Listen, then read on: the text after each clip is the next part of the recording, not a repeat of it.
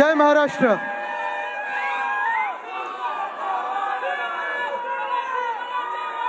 जय महाराष्ट्र।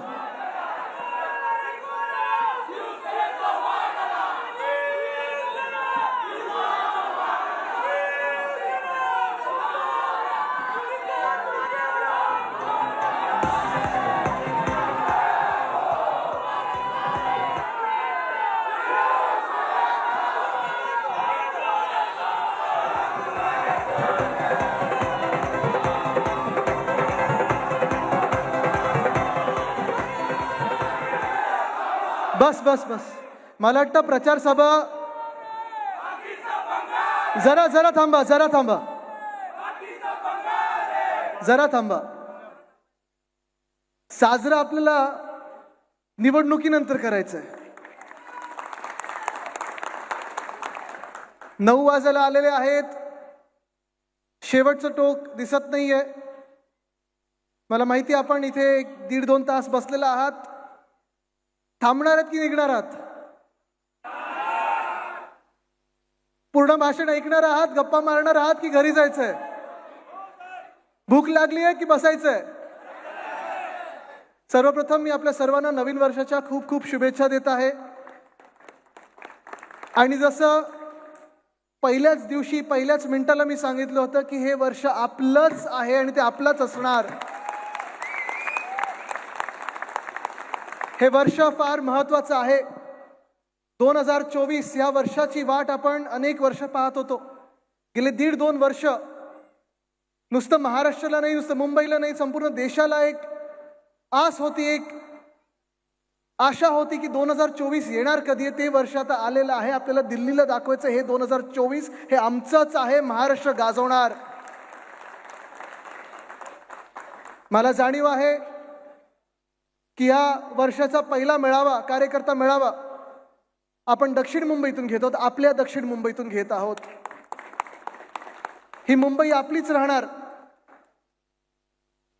हे आपण आज ठरवलेलं आहेच, निश्चय केलेलाच आहे। इथे व्यंकटेश्वराचं मंदिर आहे, आपल्या सर्वांचे आशीर्वाद आहेत। आज माझ्या आजीचं म्हणजे महाआजीचं आज जयंती, पण आज तिची आठवण येत असताना इथे सगळं मी माय माऊली बघत असताना, तुमचे सगळ्यांचे आशीर्वाद घेत असताना सुरुवात आपण ही जी करत आहोत ह्या दक्षिण मुंबईतून करत आहोत, कारण फार महत्त्वाची ही दक्षिण मुंबई आहे। संपूर्ण देशाचं लक्ष ह्या दक्षिण मुंबईवर असतं। खासदार अरविंद सावंत साहेबांना विचारा, तिथे दिल्लीत देखील असेल, जगभरात कुठेही असेल, दक्षिण मुंबईवर एक खास लक्ष असतं, महत्त्व असतं, कारण हीच दक्षिण मुंबई, हीच मुंबई देशाला चालवत आलेली आहे आणि देशाला पुढे नेत आलेली आहे। पण पोटदुखी नक्की हीच आहे त्यांच्यामध्ये। जे विरोधक आहेत, जे महाराष्ट्र द्वेष्टी आहेत, जे महाराष्ट्राच्या विरोधात काम करत असतात, म्हणजे खोके सरकार असेल किंवा भाजपा असेल, त्यांच्या पोटात एवढंच दुखतं की मुंबई आपल्याला देशाला चालवते, हे त्यांची पोटदुखी आणि ती आपल्याला आता मोडून काढायची आहे। म्हणून आज मी तुमच्या समोर आलेलो आहे। तुम्ही लक्षात घ्या ना, संयुक्त महाराष्ट्राचा लढा, इथे हुतात्मा चौक आहे, हुतात्मा स्मारक आहे। तिथून जर आपण पाहिलं तर पुढे गेलं तर अनेक मोठे मोठे इमारती ज्या आहेत, तिथे कितीतरी हेडक्वार्टर्स होते। एअर इंडिया असेल, LIC असेल, अनेक ज्या बँका असतील, मोठे कॉर्पोरेशन्स असतील, मोठे ऑफिसेस असतील, हे सगळे आपल्या दक्षिण मुंबईत होते की नाही? मग गेल्या 10 वर्षात कुठे नेले? कुठे गेले? का गेले? काही बिघडवलेलं आपण त्यांचं? काही आपण वेगळं केलं होतं? जे अनेक दशक, अनेक वर्ष इथे आपल्या दक्षिण मुंबईत असेल, आपल्या मुंबईमध्ये असेल, जे कारभार करणारे मोठे उद्योग होते, मोठे ऑफिसेस होते, मोठे हेडक्वार्टर्स होते, हे गेल्या 10 वर्षात मुंबईतून एक एक आपल्याला कळत न कळत हलवले गेले। आणि आपल्याला जाणवायला लागलं की केंद्र सरकार असेल किंवा हे राज्य सरकार असेल, जे आता आपल्या डोक्यावर बसवलं गेलं आहे, ते महाराष्ट्र विरोधी आहे, महाराष्ट्र द्वेष्टी आहेत। कदाचित काश्मीरमधला, जम्मू काश्मीरमधला 370 कलम काढला असेल, पण माझा हा सवाल आज केंद्र सरकारला आहे की महाराष्ट्रावर काही असा वेगळा कलम तुम्ही बसवला आहे का की महाराष्ट्रावर अन्यायच करत राहायचा? एखादं राज्य देशभरात कुठचं जिथे अन्याय करायचा असेल तर महाराष्ट्रावरच करायचा, असा कुठचा नवीन कलम बसवला आहे का तुम्ही? हा माझा आज त्यांना प्रश्न आहे। कारण जो काही अन्याय होत आहे तो आपल्याच राज्यावर होत आहे. आठवा ना, गेल्या 2.5 वर्षातले असेल, गेल्या 2 वर्षातले असतील, जे आपलं सरकार महाविकास आघाडीचं पाडून जे खोके सरकार, बिल्डर कॉन्ट्रॅक्टर सरकार आपल्या डोक्यावर बसवलं, ते कुठच्या राज्यात बसवलं? आपल्याच महाराष्ट्रात बसवलं. बरोबर ना? हे सरकार हे तुमच्या हिताचं आहे का? आहे का? हे सरकार तुमच्या आमच्या हिताचे निर्णय घेत आहे का? हे सरकार इकडच्या सामान्य माणसाचं आहे का? हे सरकार महाराष्ट्रातून चालतंय का? ह्या सरकारचं मंत्रालय मुंबईत आहे की गुजरातमध्ये आहे? बघा, सत्य बोलत आहे मी.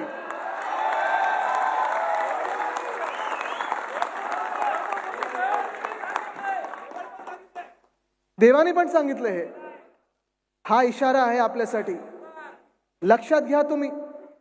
गेले 2 वर्ष असतील आणि त्याच्या आधीची आपली 2.5 वर्षाचं महाविकास आघाडीची सोडली, तर जे काही आधी भाजपचं सरकार होतं, सतत आपण पाहतोय की जे काही आपल्या राज्याकडे यायचं होतं ते हळूहळू हळूहळू आणि आता तर जोरात, आता निर्लज्जपणे पलीकडच्या राज्यात ढकललं गेलंय. गुजरातला नेण्यात माझा काडी मात्र विरोध नाहीये. न्या, जे काही तुम्हाला न्यायचं ते न्या, पण जे आमच्या हक्काचं आहे ते इथून खेचून घेऊन जाऊ नका, ह्याला माझा आक्षेप सतत असतो आणि असणार. सुरुवात करायची तरी कुठून करायची? कितीतरी वेळा आम्ही मोर्चे काढलेले आहेत, आंदोलनं केलेली आहेत, पण जे खोके सरकार बसलेलं आहे हे महाराष्ट्राचं सरकार नाही, तर महाराष्ट्रद्रोही, महाराष्ट्रद्वेषांचं सरकार आहे. आणि परत परत मी सांगू इच्छितो की हे आपल्या हिताचं सरकार नाही. जर आपल्या हिताचं सरकार असतं तर वेदांता फॉक्सकॉन एक मोठा प्रोजेक्ट, आणि मी हे परत सांगतोय, वर्षाच्या सुरुवातीला सांगत आहे, कारण आता ह्या वर्षामध्ये निवडणुका जसं जवळ येतील, कदाचित एप्रिलमध्ये घेण्याचं निवडणुका चालू आहे असं माझ्या कानावर आलेलं आहे. पण ह्या निवडणुका जसे येतील तसे मोठे मोठे होर्डिंग ह्यांच्या नेत्यांचे लावले जातील. 25 फुटाचे, 30 फुटाचे ॲड्स येतील पेपरमध्ये, टीव्हीवर त्यांचे चेहरे दिसतील. सगळीकडे जर आपण पाहाल तर जणू काही तेच तेच तेच सगळीकडे दिसतं. तुमच्या आरशामध्ये पण तेच दिसायला लागतील. पण आज तुम्हाला सांगतो, ही सत्य परिस्थिती आहे महाराष्ट्रातली. गेल्या 2 वर्षामध्ये तुम्ही मला सांगा, ह्या महाराष्ट्रात फॉरेन डायरेक्ट इन्व्हेस्टमेंट जो FDI असतो, तो एक तरी नवीन पैसा आपल्या राज्यात आलाय का? तुम्ही सगळे पेपर वाचता ना, बातम्या बघता, रेडिओ ऐकता, व्हॉट्सअप युनिव्हर्सिटीमध्ये जाऊ नका, त्या खोट्या बातम्या असतात. पण तरी देखील तुम्ही मला सांगा, एक तरी नवा उद्योग आपल्या राज्यात आलाय का? आलाय? वेदांता फॉक्सकॉन हा आम्ही प्रयत्न करत होतो. डिसेंबर 21 पासून अनेक बैठका झाल्या, डॅव्होसमध्ये देखील भेटलो, त्यांचे जे अध्यक्ष आहेत, त्यांचे जे प्रेसिडेंट आहेत त्यांना भेटलो, सगळं झालं. जूनमध्ये सरकार पाडलं गेलं, तेव्हापर्यंत वेदांता फॉक्सकॉन आपल्या राज्यात येणार होतं, तळेगावमध्ये येणार होतं, पुण्यामध्ये येणार होतं. किती नोकऱ्या देणार होता माहिती का वेदांता फॉक्सकॉन? एक उद्योग आपल्या राज्यात किती रोजगार निर्माण करणार होता? 1 लाख लोकांसाठी रोजगार निर्माण करणार होता. 1 लाख. सुभाष देसाई साहेब असतील, मी असतील, नितीन राऊत साहेब असतील, आम्ही सगळेच लढत होतो, झगडत होतो, अनेक बैठका घेतल्या, सांगितलं हा उद्योग महाराष्ट्रातच आला पाहिजे. तिथे जाऊन व्हिजिट देखील झाल्या, तळेगावमध्ये हा उद्योग येणार आहे 100% ठरलं. आणि सरकार पडलं, सरकार पाडलं गेलं, खोके घेतले गेले, खोके दिले गेले. आणि मी जेव्हा ट्विट केलं की वेदांता फॉक्सकॉन हे गुजरातला गेलंय, गुजरातला ढकललं गेलं आहे, आपले मुख्यमंत्री काय करत होते, जे घटनाबाह्य आहेत ते?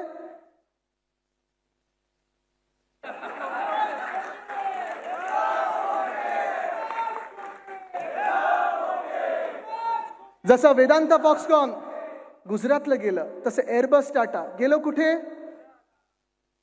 मेडिकल डिव्हाइस पार्क गेला कुठे? बलड्रग पार्क गेला कुठे? टेस्ला आता मी ऐकतोय चाललंय गुजरातला, सिमेंट कंपनी गुजरातला, सबमरीन गुजरातला. मग महाराष्ट्रात काय, कशासाठी काय काय? हो, मला ते कळलं, महानंदाचं दूध आता गुजरातला. पण मला आता प्रश्न आलाय, आज कालच मला व्हॉट्सअप कोणीतरी पाठवलं, अरे दूध जर तिथे गेलं तर माझ्या गाडीत जे कोल्ड कॉफी ठेवत होते त्याचं दूध कुठून घालणार ते? बाकी गए थे उधर, पळून गेले होते गुजरातला. पण हे वातावरण आहे आज महाराष्ट्रामध्ये. तुम्ही विचार करा, आज आपण महाराष्ट्रामध्ये प्रत्येक दिवस मेहनत करून लढत असतो, झगडत असतो, आंदोलन करत असतो. पण जे मुंबई लुटायचं काम चालू आहे यांचं, महाराष्ट्र लुटायचं काम चालू आहे यांचं, हे आपल्याला परवडणारं नाहीये. हे महाराष्ट्राला परवडणारं नाही, हे देशाला देखील परवडणारं नाहीये. परवाकडे जर आपण पाहिलं असेल, डायमंड बोर्स देखील इथे आजूबाजूला अनेक डायमंडचे इथे ट्रेडर्स राहत असतात. मला माहिती आहे ते इथे राहतात. त्यांना देखील फोन आले, त्यांना धमक्या दिल्या गेल्या की तुम्ही सुरतला नाही आला तर बघा तुमच्याबरोबर काय करतो. कारण भाजपचे जे मित्रपक्ष आहेत, कुठच्यात माहिती का मित्रपक्ष भाजपचे? 3 मित्रपक्ष आहेत, ईडी, IT, CBI. त्यांना सांगितलं आमचे मित्रपक्ष तुमच्या ऑफिसमध्ये येतील. पण हे सगळं चालू आहे. फायनान्शियल सेंटर गुजरातला, वेदांता फॉक्सकॉन गुजरातला, एअरबस टाटा गुजरातला, 40 गद्दार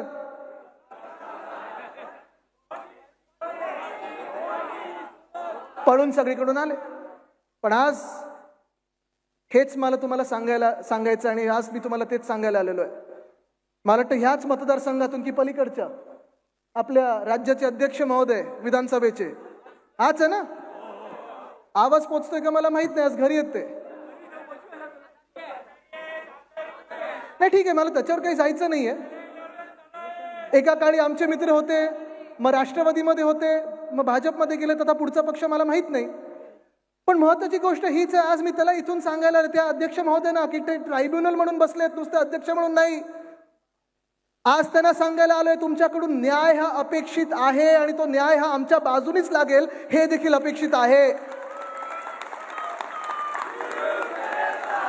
जो न्याय आज आम्ही मागत आहोत, अध्यक्ष महोदयांना जो न्याय मागत आहोत, जो त्यांच्याकडे कळकळीची विनंती करत आहोत, जी लढाई अनिल परबजी असतील, अनिल देसाईजी असतील, आम्ही 16 आमदार म्हणून 16 वाघ म्हणून आज लढत आहोत. ही लढाई नुसतं शिवसेना उद्धव बाळासाहेब ठाकरे पक्षाची नाही, तर आपल्या महाराष्ट्राची लढाई आहे. ही लढाई नुसतं आपल्या एका पक्षाची नाही, नुसतं आमच्या आमदारांची नाही, नुसतं डिस्क्वालिफिकेशनची नाही, तर आपल्या देशातल्या संविधानाची लढाई आहे.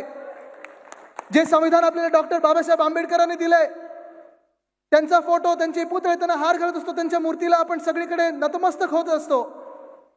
पण आज हीच चिंता आहे की त्यांनी जे आपल्याला संविधान लिहून दिलेलं आहे, ज्या संविधानाप्रमाणे देश 75 वर्ष पुढे वाटचाल करत आलेला आहे, पुढच्या एका चांगल्या प्रगतीच्या मार्गाने चालत आलेला आहे, ते संविधान आज हे बदलायला निघालेले आहेत. तो धोका आपल्यासाठी खूप मोठा आहे. आज हेच अध्यक्ष महोदय जे ट्रायब्युनलचे अध्यक्ष म्हणून काम करत आहेत, ट्रायब्युनल जज म्हणून काम करत आहेत, ते जर संविधानाच्या बाजूने राहिले, ते जर लोकशाहीच्या बाजूने राहिले, तर 40 गद्दार हे बाद होणार म्हणजे होणारच. आज ह्या मतदारसंघाने देखील विचार करायचा, त्यांना कदाचित कोणी कोणी मतदान केलं असेल, काही मैत्री असेल, काही नातीगोती असतील, काही आवड असेल, कधीतरी विश्वास आपण ठेवतो एका माणसावर, चला सुशिक्षित वाटतोय मतदान करू, आहे ना, केलं असेल त्यांना मतदान. पण त्यांना ज्यांनी मतदान केले, आज मी त्या मतदारांना अपील करतोय की आता तुमच्याकडून अपेक्षा आहे, तुम्ही त्यांना प्रश्न विचाराल की तुम्ही संविधानाच्या बाजूने उभं राहाल की भाजपच्या बाजूने उभं राहाल. कारण हा प्रश्न नुसता आपल्या एकट्याबद्दल नाही. गेल्या 2 वर्षामध्ये महाराष्ट्रात जर तुम्ही पाहिलं तर राजकारणाची काय स्थिती झालेली आहे, काय हालत झालेली आहे. आपल्या सर्वांनाच प्रत्येक जिल्ह्यामध्ये, प्रत्येक तालुक्यामध्ये, प्रत्येक गावामध्ये, प्रत्येक शहरामध्ये विभागलं गेलेलं आहे. भांडणं लावली आहेत, जाती जातीमध्ये भांडणं आहेत, धर्माधर्मामध्ये भांडणं लावली आहेत, जिल्ह्या जिल्ह्यामध्ये भांडणं लावलेली आहेत, गल्ली गल्लीमध्ये भांडणं लावली आहेत. कारण आपण जेव्हा भांडतो तेव्हा ह्यांचे बिल्डर आणि ह्यांचे कॉन्ट्रॅक्टर खोदायला सुरू करतात आणि ती खोदकामं सगळीकडे सुरू होतात. आज इथे अनेक लोकांना पाहिलं असेल, सर्दी खोकले तर झालेलेच आहेत. गेले 2-3 महिने मी पाहतोय सगळ्यांना सर्दी खोकले झाले. किती लोकांना सर्दी खोकला होता गेले 2-3 महिन्यात? हात वरती करा. नाही, मी विचारलं नाही किती लोक भारतचे नागरिक आहेत, विचारलं किती लोकांना सर्दी खोकला झाले, कारण सगळेच हात वरती करतात. सगळ्यांनाच सर्दी खोकला झालेला. आपण सगळेच लोक सर्दी होते, खोकला होते, धूळ सगळीकडे, धुळीचं साम्राज्य झालेलं आहे. पण हीच धूळ, हेच धुकं आणि हेच धोका ह्या आपल्या महाराष्ट्राच्या राजकारणात ह्या भाजपाने आणलेला आहे. मला त्यांना हेच विचारायचं की काय नक्की तुम्ही मिळवलात? 2 पक्ष फोडले, एक परिवार फोडला. जे सत्यासोबत उभे राहतात, सत्यासाठी लढत असतात, सत्यमेव जयतेसाठी लढतात, त्यांच्यावर तुम्ही धाडी टाकत असता, त्यांना हैराण करत असता. कालच मला वाटतं रोहित पवारांना पण देखील धाड पडलेली आहे. जे कोणी संघर्ष करतात, सत्यासाठी बोलतात, त्यांच्यावर तुम्ही हैराण करण्याचा एक प्रयत्न करता. मग सत्तामेव जयते जे तुमच्या सोबत येतात, ज्यांच्यावर तुम्ही आरोप लावले की दाऊदचे मित्र आहेत, दाऊदचे पार्टनर आहेत, अमुक 1000 कोटीचा घोटाळा केला, तमुक 1000 कोटीचा घोटाळा केला, तुमच्यात आल्यानंतर तुम्ही त्यांना मुख्यमंत्री करता, उपमुख्यमंत्री करता. म्हणजे जनतेसोबत उभे राहतात त्यांना तुम्ही का हैराण करता? आज मी तर हा सवाल करू इच्छितो. गेले 2 वर्ष महाराष्ट्र मागे चाललेला आहे, अडवून ठेवलेलं आहे ह्या महाराष्ट्राला. आपली जी ताकद आहे गरुड झेप घेण्याची, जिथे तरुण मुलं मुली मला दिसत आहेत, शिकलेत ना रे सगळे तुम्ही? जॉब मिळालेत? 2 कोटी जॉब 2014ला मिळणार होते, तेव्हापासून आतापर्यंत मिळालेत कोणाला? जो रोजगार आपल्या वेदांता फॉक्सकॉन देणार होता, आपल्या देशात राज्यात आलं असतं तर देशाचं जे भलं झालं असतं. आज गुजरातमधून देखील वेदांता फॉक्सकॉन निघून गेलेला आहे, कारण वेदांता आणि फॉक्सकॉननी सांगितलं आम्हाला गुजरातमध्ये शक्य नाही हे कारभार करणं. नुकसान कोणाचं झालं? देशाचं झालंय. नुकसान कोणाचं झालंय? तरुणांचं झालंय. नुकसान कोणाचं झालंय? तुमचं आमचं तरुणांचं झालेलं आहे. आणि हाच प्रश्न आहे माझा, हेच दुर्दैव आपल्या देशाचं, की आज जास्तीत जास्त राजकीय पक्ष जे भांडणं लावतायत, जे विषय घेत आहेत, ज्याच्यावर आपल्याला लढवत ठेवतायत, आपल्या व्हॉट्सअप ग्रुपमध्ये लढवत ठेवतायत, सोशल मीडियावर लढवत ठेवतायत, ते कशावर लढवत ठेवतायत? जे हजारो वर्षापूर्वी झालं असेल, जे 50 वर्षापूर्वी झालं असेल, जे 100 वर्षापूर्वी झालं असेल, भूतकाळावर आपल्याला लढवत ठेवतायत. बरोबर ना? ते जे काही त्या लोकांनी केलं असेल, कोण योग्य असेल कोण अयोग्य असेल, खरं बोललं असेल खोटं बोललं असेल, देशाचं भलं केलं असेल वाईट केलं असेल, ते त्या 50 वर्षापूर्वी 100 वर्ष जे झालं त्याचं आत्ताचं काय देणं घेणं आहे? त्याच्यावरनं भांडून आपल्याला नोकऱ्या मिळणार आहेत का? आपली पोटं भरणार आहेत का? आपल्या हाताला काही काम मिळणार आहे का? हा प्रश्न आज मी तुम्हाला उपस्थित करतोय, की भविष्यासाठी कोण लढतंय ह्याच्यावर तुम्ही आता लक्ष दिलं पाहिजे. भविष्यासाठी कोण लढतंय? एका बाजूला आपण पाहताय की सगळीकडे असं काय चाललेलं आहे की जणू काही मुंबई खोदलेली आहे. विकासाच्या नावाखालती हे बिल्डर आणि कॉन्ट्रॅक्टर प्रत्येक गल्ली खोदत आहेत. पण जो मी रस्त्याच्या घोटाळ्याबद्दल बोलत होतो, ज्या रस्त्याचा घोटाळा मी मागच्या 15 जानेवारी 2023ला बोलत होतो, आज तारीख आहे 6 जानेवारी 2024. मला सांगा तुम्ही, दक्षिण मुंबईमध्ये जो टेंडर घोटाळा झालेला आहे, तो टेंडर रद्द झालेला आहे, एका वर्षात एक तरी नवा रस्ता झालाय का इथे? 2023च्या टेंडर मधला एक तरी नवीन रस्ता सुरू झालेला आहे का? आणि हाच माझा आक्षेप होता. त्यावेळी पण मी तेच बोललो, यावेळी पण बोलतो की सीएम म्हणजे करप्ट मॅन, करप्ट मंत्री. घटनाबाह्य जे मुख्यमंत्री आहेत हे करप्ट आहेत. त्यांना टेंडरमध्ये एवढा इंटरेस्ट आहे की आईस्क्रीम पण खातात तर टेंडर कोकोनटचा खातात. ट्रॅक्टर आणि कॉन्ट्रॅक्टर मधला फरक कळत नाही. पण आपल्या महाराष्ट्राचं वाटोळं करायला निघालेले आहेत, आपल्या मुंबईचं वाटोळं करायला निघालेले आहेत. दुःख ह्याच गोष्टीचं आहे. ठीक आहे ना, जर सरकार चालवायचं होतं तुम्हाला, आमचे लोक फोडले ना फोडा, खोके दिले द्या, सरकार बनवले बनवा. ठीक आहे, तुम्हाला माहिती ना लाज आहे ना शरम आहे ना हिम्मत आहे निवडणूक लढण्याची, ते तर नाहीच आहे तुमच्यात. पण सरकार तरी नीट चालवले शिका थोडं तरी. आज आपण पाहताय एक सुद्धा रस्ता सुरू झालेला नाहीये. 6080 कोटीचा घोटाळा जो मी एक्सपोज केला त्याच्यावर आज पण मी ठाम आहे आहे आहे. आणि आज पण मी तुम्हाला सांगतो की येणारं सरकार हे आपलं आहे. आणि सरकार आल्यानंतर ज्यांनी ज्यांनी घोटाळा ह्याच्यात केलेला आहे ते जेलमध्ये जाणार म्हणजे जाणारच.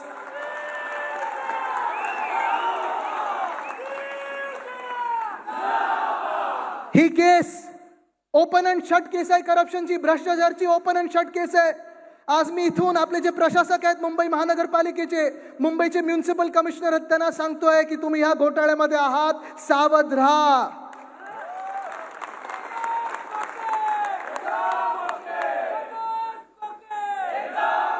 हे 50 खोके आता 500 खोक्यांवर गेलेले आहेत. पण सगळ्यांना अपना टाइम आएगा. आणि खोके खाण्याचं नाही तर हे ना दाखवायचं की कुठे तुम्ही जाणार आहात ते ठरवा तुम्ही. जसं मी तुम्हाला सांगितलं रस्त्याचा घोटाळ्याचा प्रश्न आहे, तसं स्ट्रीट फर्निचरचा घोटाळा आहे. संपूर्ण मुंबईमध्ये 263 कोटीचा स्ट्रीट फर्निचर घोटाळा केलेला आहे. आणि तुमची आमची मुंबई हे विकायला निघालेले आहेत. स्ट्रीट फर्निचरचा घोटाळा पण असाच आहे. जसं मी त्यावेळी पण सांगत होतो की प्रधानमंत्री महोदयांच्या हातून हे रस्त्यांचं भूमिपूजन करू नका, कारण हे रस्त्यांचं काम खोटं आहे, काम सुरू होणार नाहीये. त्यांनी अपमान आमच्या पंतप्रधानांचा केलेला आहे, तर ह्या मिंदे सरकारने केलेला आहे. तसंच स्ट्रीट फर्निचरचा घोटाळा 263 कोटीचा घोटाळा. माहिती आहे त्यांनी काय काय केलं त्याच्यात? कुंड्या घेणार 10,000 कुंड्या झाडांसाठी, पण अजून झाडं कुठची लावणार त्याच्यात त्यांना काहीच माहिती नाहीये. टेंडरमध्ये दिले की एक कॉन्ट्रॅक्टर 13 गोष्टी घेणार विकत. कुठच्या गोष्टी, किती गोष्टी, काही माहिती नाहीये. किंमत कोणी ठरवली, काही माहिती नाहीये. चाललंय, फाईल पास चालली. मी लोकायुक्तांना पत्र लिहिलेलं आहे. लोकायुक्तांनी मला फेब्रुवारीची तारीख दिली आणि ह्यांना देखील ज्यांनी ज्यांनी घोटाळे केलेत त्यांना जेलमध्ये टाकल्याशिवाय राहणार नाही आम्ही. सॅनिटरी पॅडचा घोटाळा, बाथरूमचा घोटाळा, रस्त्याचा घोटाळा, म्हणजे किती किती तुम्ही काय नक्की मिळवलं या महाराष्ट्रासाठी? सरकार पाडून स्वतःला खुर्चीवर बसवून काय नक्की मिळवलं? आज मला हा प्रश्न विचारायचा आहे ना. बरं, जी आम्ही कामं केली आहेत त्याचे उद्घाटन तरी करा, क्रेडिट तरी घेण्याचा प्रयत्न करा. म्हणजे सरकार चालवता येत नाही. अकार्यक्षम मुख्यमंत्री कधी एवढे मी पाहिले नव्हते. नुसतं खोके कसे काढायचे, धोके कसे द्यायचे एवढं माहिती आहे. पण आज आत्ताच्या तासाला देखील मुंबई ट्रान्स हार्बर लिंक तयार होऊन 3 महिने पडलेली आहे. 3 महिने. किती? 3 महिने. उद्घाटनाची वेळच मिळाली नाहीये. आत्ता आज मी पाहिलं, थोडं आज पाहणीसाठी फोटो सेशन झालेलं आहे, असं अशी बोटं बिटं दाखवून झालेलं आहे. 250 रुपये टोल, म्हणजे गुजरातला सगळं फ्री. हा, बुलेट ट्रेन भूखंड BKC मधला कितीला दिला सावंत साहेब? फ्री, फुकट. गुजरातसाठी जर बुलेट ट्रेन असेल तर फ्री.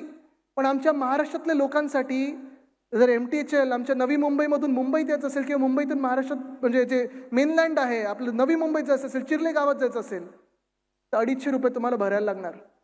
मला वाटतं पर किलोमीटर किती 10 की 12 रुपये लागतात तुम्हाला.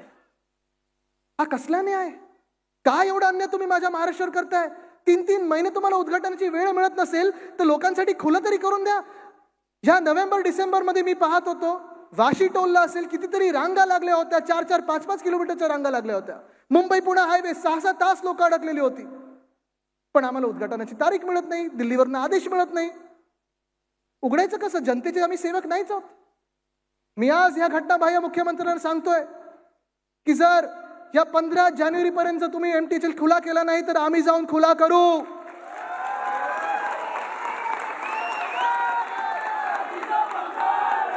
कारण तुम्हाला कदाचित तुमची तुम्हाला उत्तरं दिल्लीला द्यायची असतील, मला उत्तरं ह्या जनतेला द्यायची, ह्या महाराष्ट्राच्या जनतेला द्यायची आहेत.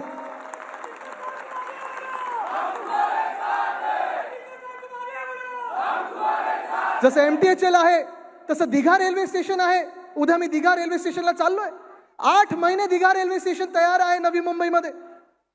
आमचे स्थानिक खासदार राजन विचारे साहेब लढत आहेत. पार्लमेंटमध्ये विषय घेतला, रेल्वे मंत्र्यांना पत्र लिहिले, मी 2दा पत्र लिहिले. आता मी त्यांना खुलेआम सांगतो रेल्वे मंत्र्यांना की मंत्री महोदय, आम्ही तिथे जाऊन सेल्फी देखील काढू तुम्ही जे काही होर्डिंग लावाल त्याच्यासोबत, पण आमच्या महाराष्ट्रासाठी हे रेल्वे स्टेशन खुलं करा. उरण लाईन तसाच रखडून ठेवलेली आहे.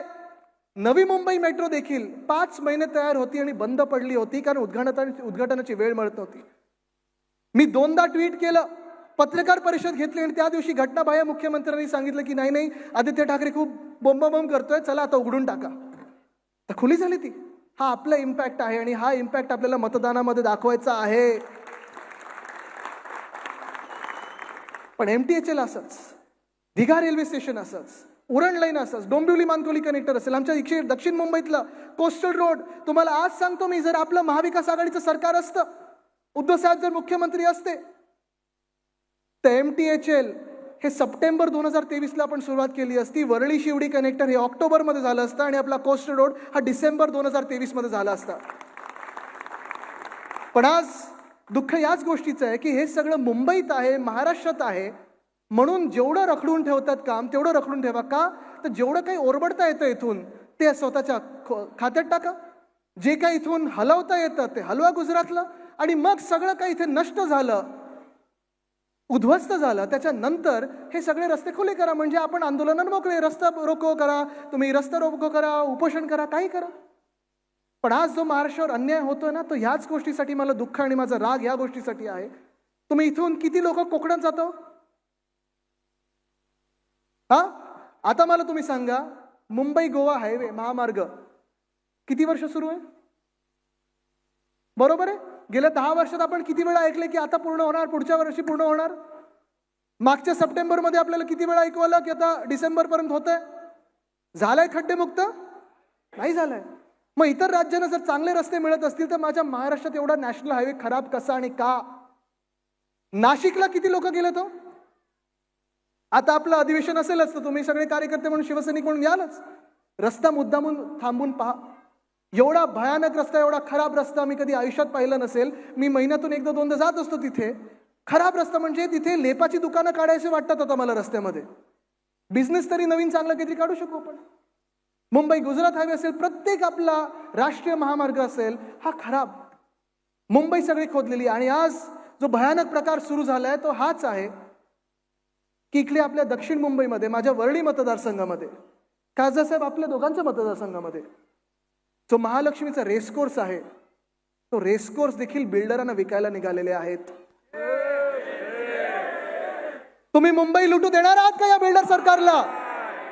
हे तुम्हाला चालतंय का?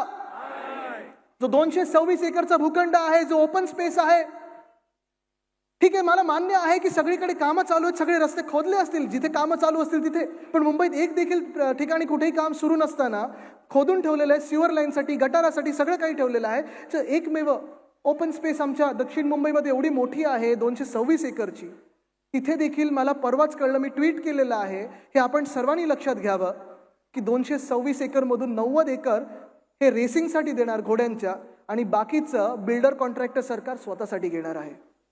मान्य आहे तुम्हाला?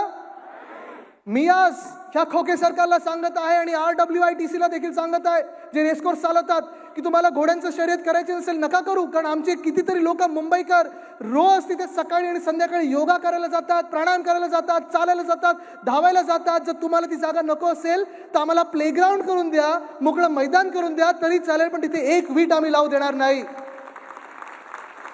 बिल्डरांना घुसू देणार नाही. कारण आज पाहता आपण बिल्डर सगळीकडे घुसत चाललेले आहेत. एक तर पालकमंत्री झालेत आणि आपल्या BMC मध्ये जाऊन बसलेत. सगळीकडे कासा कासा कासा सगळीकडे लागणार आहे. ते काय लागतं ना त्यांचं. हे तुम्हाला आता बघायचं आहे की आपल्या मुंबईमध्ये तुम्ही राहणार की हे बिल्डर आणि कॉन्ट्रॅक्टर राहणार आहेत. आज धोका हाच आहे, रेसकोर्सचा आहे. मी आज भाजपला थेट सवाल करत आहे की भाजप प्रणित हे खोके सरकार आहे.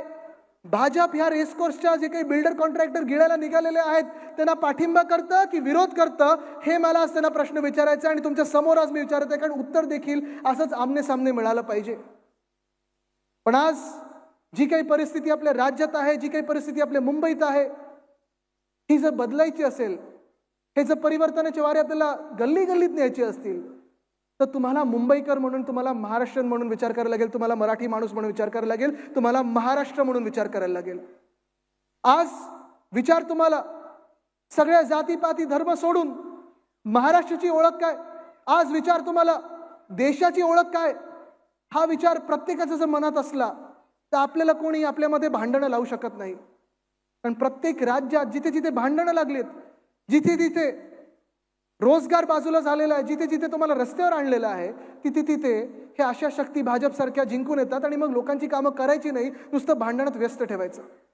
पण जिथे जिथे विकासाबद्दल सांगितलं जातं, जिथे जिथे शाश्वत विकासाबद्दल चर्चा होते, तिथे आपल्या इंडियामधून जी इंडिया अलायन्स आहे, जे देशभक्त पार्टीज आहेत, त्याच्यामधून कोणते जिंकलेलं आहे. आज विचार स्पष्ट आहे. आज तुम्हाला निवडायचं आहे, तुम्हाला संविधान जे डॉक्टर बाबासाहेब आंबेडकरांनी दिलंय ते पाहिजे की हे लिहितील ते संविधान पाहिजे. तुम्ही ओळखा आणि तुम्ही निवडा काय पाहिजे तुम्हाला, कुठचं संविधान पाहिजे तुम्हाला. नाही तुम्ही नक्की सांगा, ऐकू नाही आलं मला. पाहिजे ना, मग आपल्याला महाविकास आघाडी सरकारला आणि महाविकास आघाडीला पुन्हा एकदा जिंकवायला लागेल, देशात परिवर्तन आणायला लागेल. कारण आज आपण पाहताय देश म्हणजे तुम्ही आम्ही सर्व आहोत आणि आपल्याला चिंता एकाच गोष्टीची आहे की लोकशाही टिकणार की नाही. आपल्याला चिंता एकच आहे, संविधान आपलं जसं आहे तसं राहणार की बदलणार. संविधान अनेक राजकीय पक्ष थोडे थोडे बदलत आलेले आहेत, पण संविधान ते कोणी संविधानाच्या विरोधात काम केलेलं नाहीये. आपल्या राज्यात लोकशाही तर पूर्णपणे नष्ट केलेली आहे. 40 शहरांमध्ये आज महापौर नाही आहेत, भ्रष्टाचाराचा कारभार सुरू आहे. म्हणजे तुम्ही पहा, उद्योग क्षेत्र कोलमडलेलं आहे. गावाकडे जा, कधी गारपीट होते, कधी अवकाळी पाऊस होतो, कधी दुष्काळ पडतो, कधी ओला दुष्काळ असतो, पण मदत कोणाला मिळत नाही. MPSC UPSCची परीक्षा द्या, पोस्टिंगसाठी, बदलीसाठी पोलीसवाल्यांना विचारलं जातं, IAS अधिकाऱ्यांना विचारलं जातं, खोके किती देणार, खोके किती देणार. असं राज्य हे खूप दिवस टिकत नाही. आपलं जर राज्य पुढे न्यायचं असेल, महाराष्ट्राला सुवर्ण संधी पुन्हा एकदा आणायची असेल, सुवर्णकाळ पुन्हा एकदा आणायचं असेल, तर आपल्या सगळ्यांना एकवटायला लागेल. जे आपलं हिंदुत्व आहे ते हिंदुत्व स्पष्ट आहे, कारण आता पुढचे काही दिवस पुन्हा एकदा व्हॉट्सअपवर हे सगळे वारे वाहू लागणार. पण आपलं हिंदुत्व हे स्पष्ट आहे, हृदयात राम आणि हाताला काम.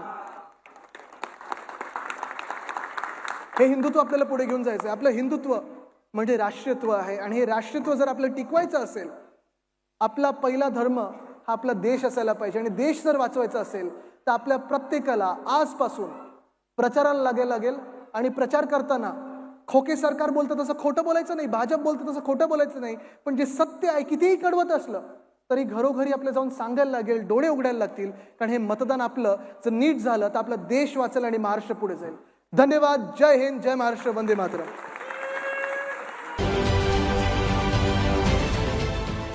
देश विदेशातील प्रत्येक घडामोडींचे लाईव्ह अपडेट मिळवण्यासाठी आता साम टीव्हीच्या सर्व सोशल मीडिया प्लॅटफॉर्मला लाईक, फॉलो आणि सबस्क्राईब करा. तसंच सर्व नोटिफिकेशनसाठी बेल आयकॉन प्रेस करायला विसरू नका.